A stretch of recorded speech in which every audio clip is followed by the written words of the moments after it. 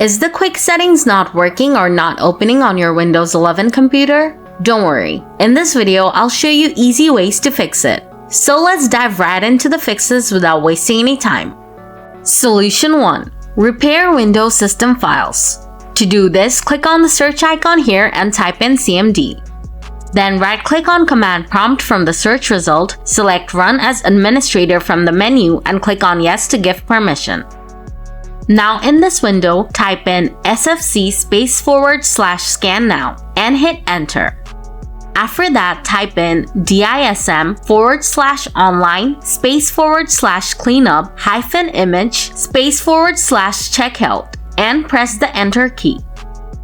Then type in DISM/online/cleanup-image/restore health and hit Enter. Don't worry, you can copy these commands from the video description below. Lastly, reboot your computer and see if the quick settings opens up or not.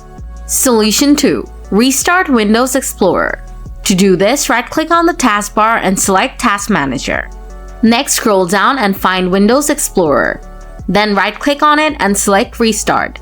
Once the Explorer is restarted, check if the issue is fixed. Solution 3. Re-register the Action Center. To do this, click on the search icon and type in PowerShell. Then right-click on Windows PowerShell, select Run as Administrator, and then click on Yes to give permission. After that, type in this command. Just copy it from the video description, paste it in PowerShell, and hit Enter.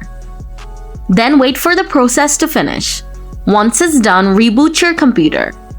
After your computer turns on, quick settings should open up and work properly. So that's how you troubleshoot the quick settings not working or opening issue on Windows 11 desktop or laptop.